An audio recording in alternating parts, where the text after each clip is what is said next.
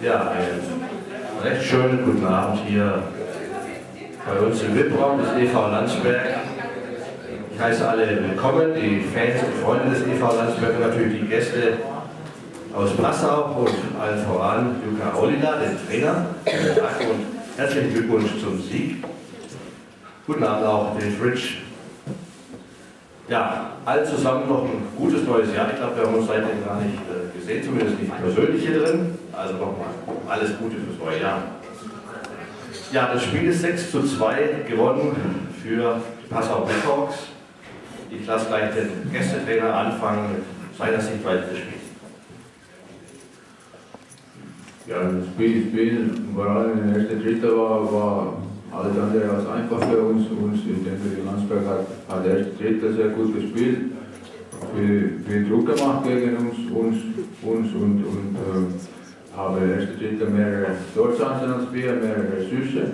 Unser Torwart hat der erste Drittel sehr gut gehalten, das war sehr wichtig für uns und dann kamen wir ein bisschen mit Glück 2:0 Führung. So war am Anfang Glück auf unserer Seite und dann zweite Drittel haben wir, denke ich, besser und besser unser Spiel gefunden und hat es ein bisschen besser für uns gelaufen. Und dann natürlich dann die entscheidende Moment meines Erachtens war dann die schnelle 3:1 nach Gegentor, weil wir haben sofort ein drittes Tor. Dann hat es dann natürlich ein bisschen für die Landsberg Schwierigkeiten gebracht und dann könnten wir das Spiel mehr und mehr kontrollieren und könnten unser Spiel gut durchspielen und dann kam noch die 4:1 Anfang der dritten Drittel und dann war das natürlich, ich denke, für Landsberg schwer, der Rückstand nach so einem Spielverlauf dann zu kraften und dann ist es am Ende für uns dann gut gelaufen. Aber ich denke, das war vor allem erste und zweite Drittel hartes Stück Arbeit für unsere Mannschaft und die Mannschaft hat das gut gemacht und ich bin mit meiner Mannschaft dementsprechend sehr zufrieden heute mit den 3 Punkten. Ja, danke Luca Olila für diese Einschätzung des Spiels aus Passauer Sicht. Sie sprachen es gerade an, in der 36. Minute das 1:2 durch Bacek. Man kämpft ein ganzes Drittel lang für die Führung oder zumindest dann den Anschlusstreffer. Man kämpft und kämpft, man hat Chancen ohne Ende. Dann erreicht man das in der 36. Minute. Und kurzen Moment später dann gleich das 1:3 wieder. War das der Knackpunkt, Dave? Guten Abend alle zusammen. Ja, die Knackpunkt ist, dass wir haben doppelte Torchancen im ersten Drittel und wir schießen keine Tore, das waren richtig gute Chancen. Und die kommen runter und schießt die Scheibe einfach zum Tor und es trifft jemand irgendwo in der Mitte, hinten glaube ich, und es geht rein, 1:0. 2:0 war Geschenk, ist der Spieler allein am rote Linie. Ich weiß nicht, wie er ist da hochgekommen, das muss man das Video anschauen, dass er total allein ist. Und wir haben die Scheibe Druck gemacht und die kriegen schnell Alleingang 2:0. So mehr Chancen, aber das ist so, wir haben kein irgendwie Glück, dass die Scheibe geht rein und der Weinmal steht 2:0 nach dem sehr guten Drittel von uns. Und dann zweite Drittel weiter gute Chancen gehabt und endlich geht die Scheibe rein von einem glückliches Tor. Er schießt von der Seite und es geht rein. Das ist einfach, bringt die Scheibe zum Tor. Irgendwann wird es reingehen und Igor hat Glück, er schießt von der Seite und es trifft den Torwart und geht rein. Und dann, klar, was passiert, gleich der nächste Einsatz, ich meine, der dritte rein ist von uns 2, 3 Jungen und Anderson spielt komplett jeder rein fast, der ist immer am Eis. Wir haben Kohlner nicht dabei, heute nach 2, 3 Einsätzen war er verletzt. So, dritte rein geht raus und kassieren gleich das 3:1. So, das war schade, dass du sofort 2:1 drankommst und dann kassierst du sofort das Tor. Aber du kannst nicht mit 6, 7 Spielern spielen. Ich sagte, wir müssen mehr tun. Und dann letzte Drittel haben wir alle gesagt, wir werden clever sein, warten, Konter ein bisschen und passiert sofort in 15 Sekunden, jemand läuft vorbei als Verteidiger und die kriegen eine 2:1 Konter und schießt gleich das 4:1. Das war absolut, der nächste Tor war Monster-Tor, entweder 3:2 für uns oder 4:1 für Passau und das hat gleich das Spiel gekostet, absolut. Denn am Ende, ich meine, wir versuchen, jeder macht, was er will, weil die Feinde kann ein bisschen mehr nach vorne tun. 4-5-1 in der letzten Torwart in Stick ungefähr lassen, 1-2 Strafen genommen.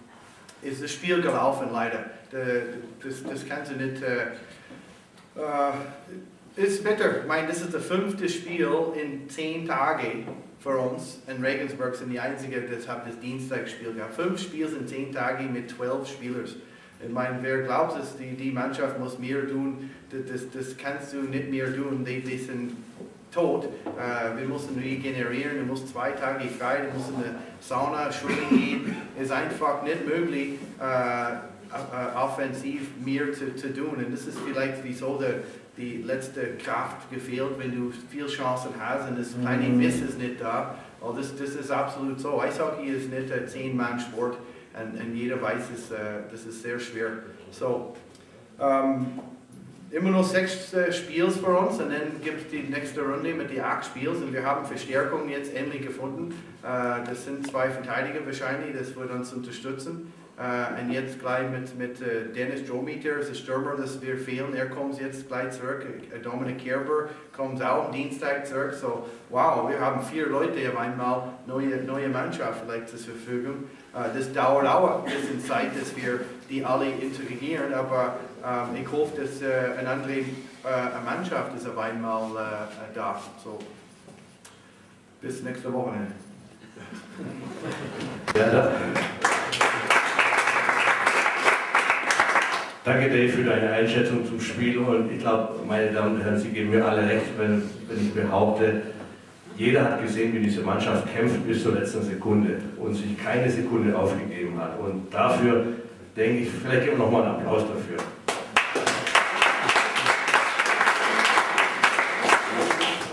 Ja, Passau Blackhawks stecken hinter Füßen fest auf dem 5. Platz, kommen nicht weiter voran, aber ist vielleicht auch nicht das Ziel. Aber am Freitag geht es für Sie dann nach Füßen zum Auswärtsspiel.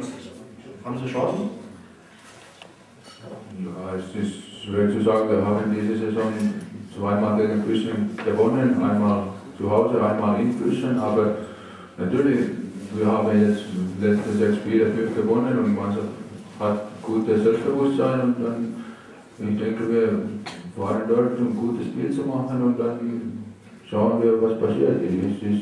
Für uns ist jetzt, was jedes Spiel mit 3 Punkten drin gewesen und wenn wir gut spielen, ist es auch in Füssen möglich, obwohl die momentan total gute Lauf haben, aber das haben wir auch gehabt und das erwartet uns ein interessantes Spiel.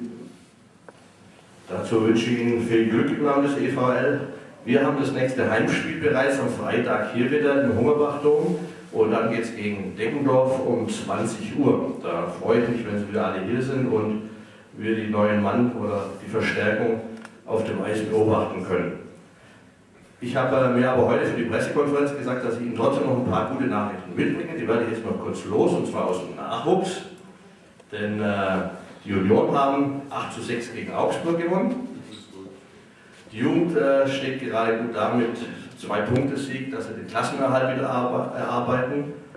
Und ja, die Knaben waren auf einem Füssen-Turnier und haben dort in 7 Spielen gegen gute Mannschaften gespielt. Gegen Füssen leider verloren, gegen Rissersee ganz knapp, aber ein 6:4 gegen den AIV, ein 6:2 gegen Bietigheim, ein 8:1 gegen Schwenningen, ein 1:1 gegen Freiburg und ein 4:0 gegen den ESV Kaufbeuren. Somit haben die Knaben den 3. Platz gemacht. So. Das war es von meiner Seite aus für heute. Ich wünsche allen einen schönen guten Nachhauseweg, es sei denn, die Presse hat noch Fragen. Keine? Gut, dann wie gesagt einen schönen Nachhauseweg und einen schönen Abend und einen guten Wochenbeginn morgen.